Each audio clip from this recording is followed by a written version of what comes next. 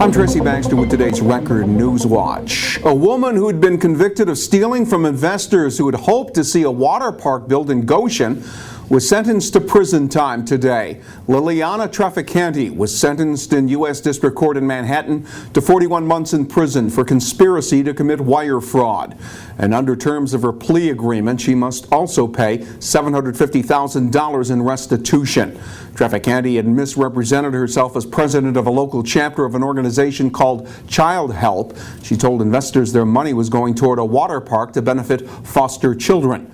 The money was then used on personal expenses and to repay others.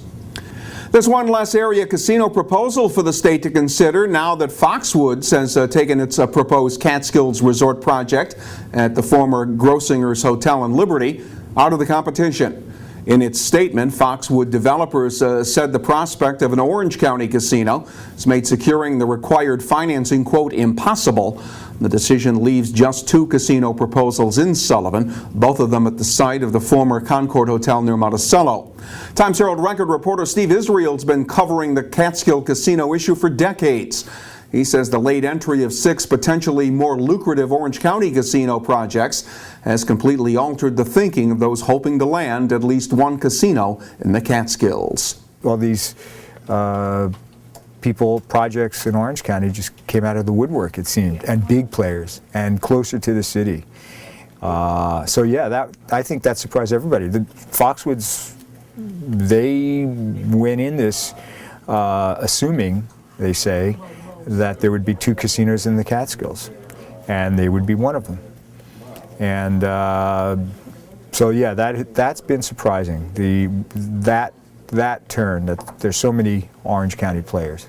The Foxwoods decision comes just a couple of weeks before the June 30th deadline to submit casino applications. Officials connected to the Nevele proposal in Ulster County say they won't go forward if Orange County lands a casino. Meantime, Orange County Executive Steve Newhouse says casinos in his county can produce the most revenue and create the most jobs, which was the purpose, he says, of the gaming law. State police are investigating a threat made against a local school. Police are calling it an aggravated harassment complaint that was reported by the Roundout Valley School District and was targeted at Marbletown Elementary School in Stone Ridge. Police say a letter arrived yesterday threatening violence against the school. Anyone with information is asked to contact the State Police Bureau of Criminal Investigation. The number is 845-626-2800. With shooting incidents on the rise and criminal activity a constant concern, officials in the city of Newburgh will see if there's enough public support for the creation of neighborhood watch programs in sections of the city. A representative from the city's police department will be on hand to talk about public safety concerns and the feasibility of neighborhood watches during a public meeting set for this Thursday at 6 p.m. in the City Council chambers on Broadway. Also to be discussed at the meeting, proposed zoning revisions for the city of Newburgh. Residents in Callicoon are mourning the loss of a prominent couple who died Sunday night when their Damascus, Pennsylvania home was destroyed by a fire that began with a powerful explosion. Friends and neighbors identified the victims as Frank and Carol Kay, the owners of the Callicoon Flea Market. Witnesses say the explosion could be felt across the Delaware River in Callicoon. Parts of the house reportedly flew into the river. Investigators are looking at a propane heating system as the possible cause. The Kays were planning to close the business. They had owned it for the past 15 years. Today, a motorcade brought the body of a soldier killed in Afghanistan to his final resting place at West Point. Funeral services were held today at West Point Cemetery for Captain Jason Jones of Orwigsburg, Pennsylvania, who was killed June 2nd. He was a member of an Army Special Forces unit who'd earned a Bronze Star during his earlier service in Iraq.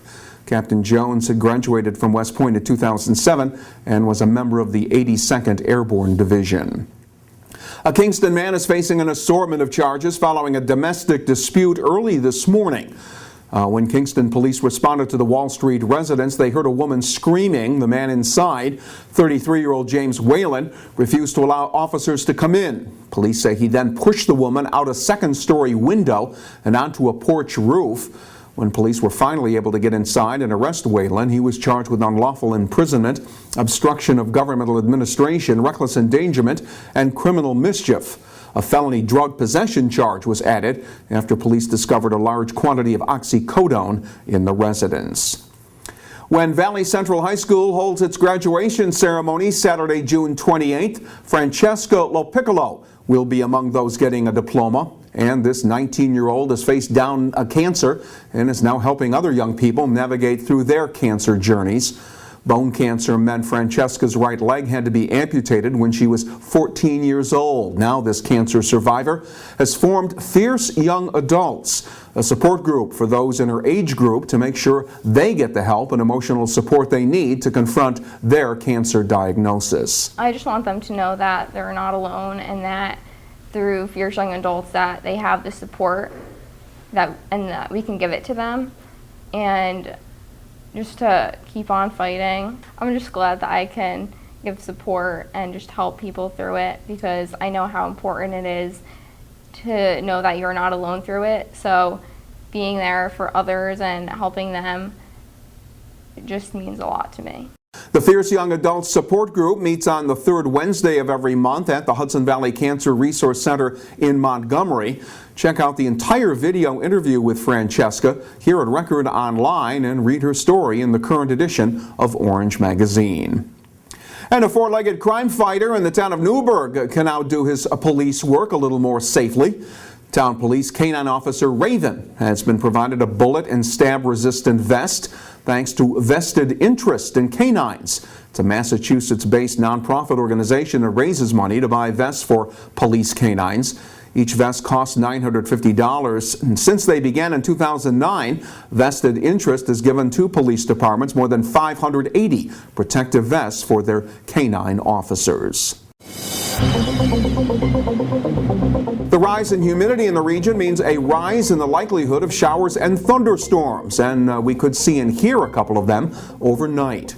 As for tomorrow, it'll be partly sunny and hot, with temperatures Wednesday up around 90 degrees with the threat of a late-day thunderstorm. Thursday will be partly sunny and maybe not quite as warm and humid, with the highs reaching the upper 80s.